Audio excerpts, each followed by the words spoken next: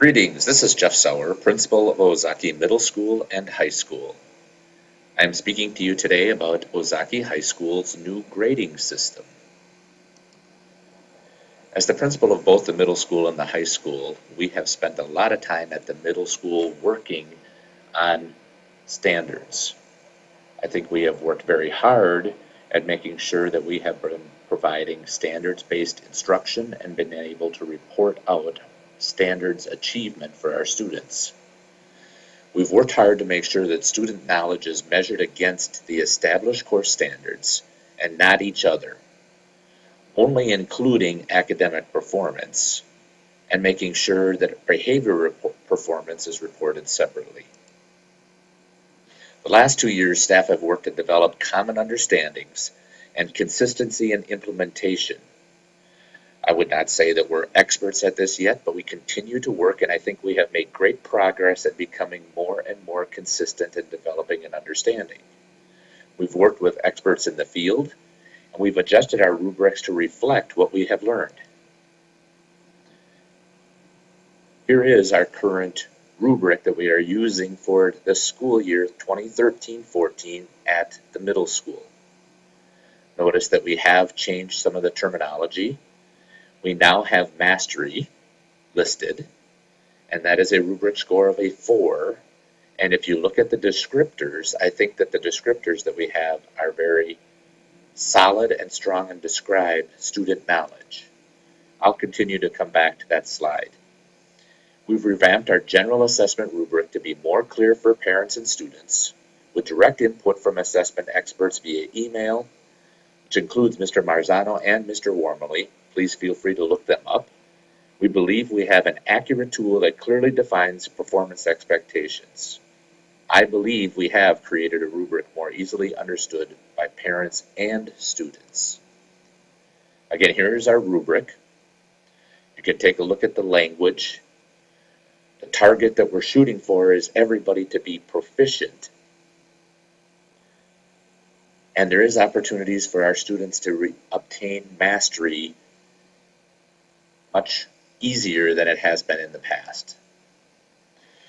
We have and are still working at aligning our curriculum to the Common Core state standards. We've also used the national standards in science that exist that are called the Next Gen. We also are using the national standards that have been drafted already for social studies. As a side note, let's talk a little bit about Common Core state standards. There's been a lot of discussion in the news lately about from what other states are doing with the Common Core state standards and how there's objections to having to be held to these standards. And I just believe that the media that is out there regarding those standards does not truly reflect what is happening in the state of Wisconsin. In the state of Wisconsin, we have invested millions of dollars and wrapped our entire accountability system for both educators and school districts around these standards.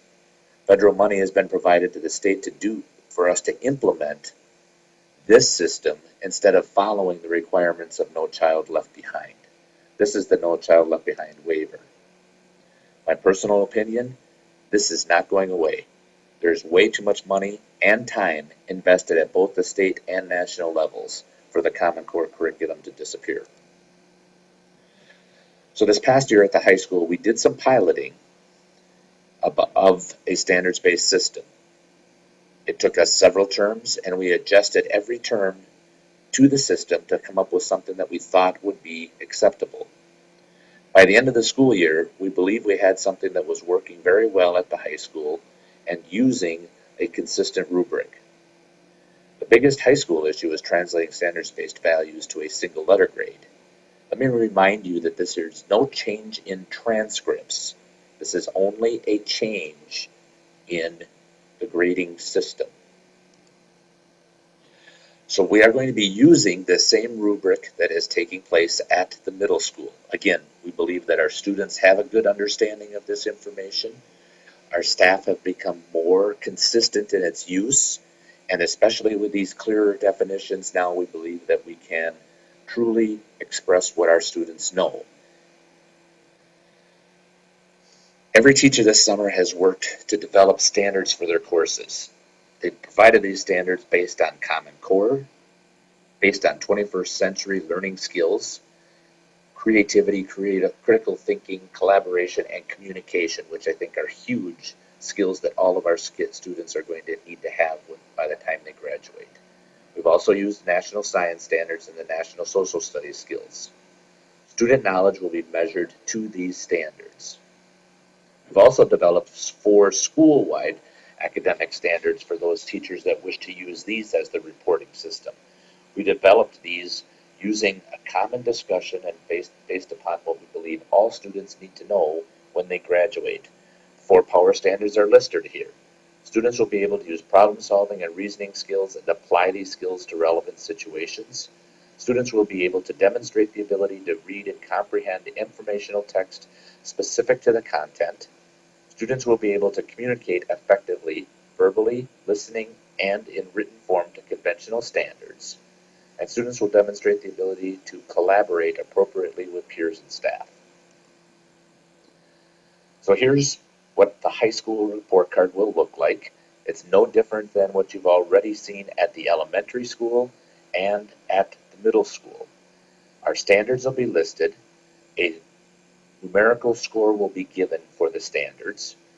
Our behavior or our character traits have changed. We've shortened those up. Clearer definitions are included on the rubric, and this will be on each class. We will be presenting a final grade. This is necessary in order for us to use the transcript. So again, here's our rubric. Here's all of our definitions. And this is how our standards will be measured. And what you will have listed over in this area is a clear description of what these complex concepts are, what the essential concepts are, and what students need to do to attain each of these scores. This applies only to the report card again, not to transcripts. Transcripts are what colleges and scholarship applications request that we present to them. So the issues that we needed to address is how do we process our standards information and create a single letter grade for a class based upon the student knowledge. We know that the college applications and scholarship applications want a GPA, but I do want to make sure that we understand GPA is not the only factor that goes into determining whether a student receives a scholarship or is admitted into college. Actual data has shown that ACT scores and the rigor of classes, and that's why they want the transcript, because they want to know what classes students have taken, is more important than just the straight GPA. So we tried at the high school to align our current letter grade scale to the standards-based scale, and we struggled. And here was the issue. We know what mastery looks like and its description. This is currently our highest level. Therefore, it's pretty easy for us to put a letter grade to that level in order to make calculations of a letter A. We know what proficiency looks like and its description. Since we want all of our students here, we can assign this as a B, every student to be proficient. So looking at the rubric, we want all of our students to know all of the essential concepts and have partial knowledge of these complex concepts.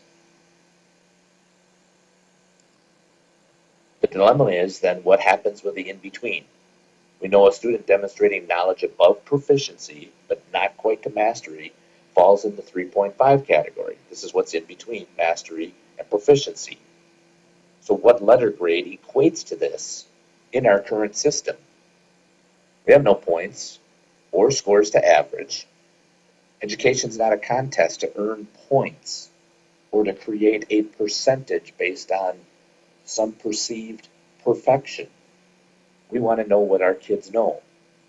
So using our rubric, how do you define an A minus in words?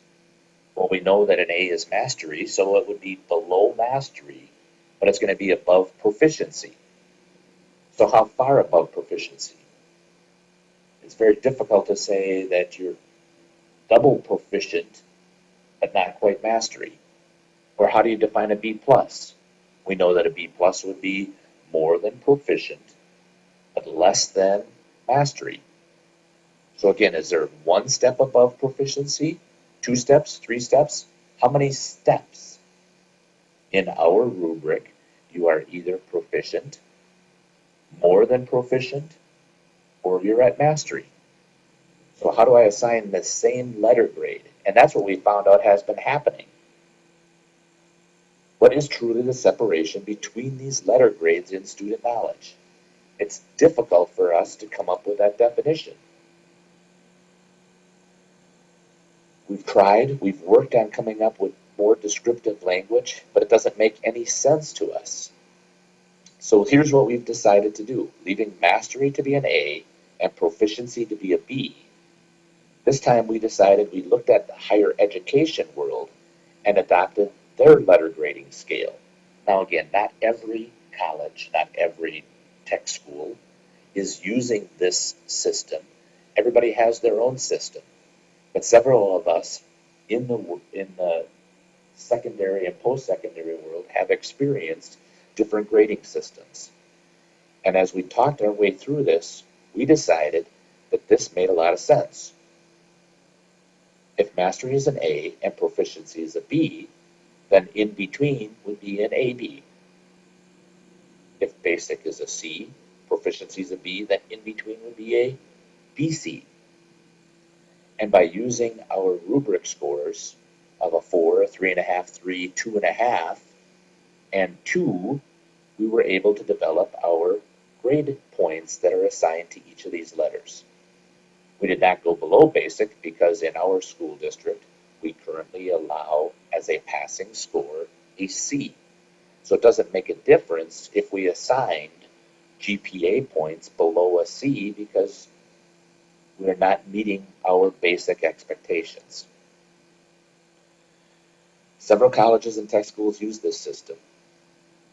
It also aligns very well with other evaluation models that are taking place. The new state teacher evaluation system uses a 4, 3, 2, and 1. Instead of using mastery, they use distinguished, proficient, basic, and instead of minimal, they use unsatisfactory to evaluate teachers. By using this system, all of the evaluation systems in our district are aligned. We believe we are doing what is right for our kids in this new educational environment by implementing this grading system. I did look at the impact. I took several random student transcripts and calculated them. The new system impact varied, but it wasn't significant. It completely depended upon what letter grade was assigned by the teacher the student had. Was this teacher more inclined to give minuses, or were they more inclined to give plus grades? That's what it came down to. And as we calculated it out, for the most part, the difference worked out to be less than 1/100th of a grade point when I did the grade point average calculations. Some of it was a plus to the students, some of it was a minus to the students. But again, we're talking about 1/100th of a point. Our focus on presenting a grading system is to make sure that we are communicating what our students know. Keep in mind also, transcripts are not changing. There will be classes listed. Letter grades are listed. GPA is still calculated, and class rank is still calculated at this time. If you have any questions about what I've just presented, please contact me at jsauer@nosd.edu, or please call me at 262-692-2463, extension 301, or stop by my office. Please make sure you understand the facts. I'm here to serve you and your children. Thank you.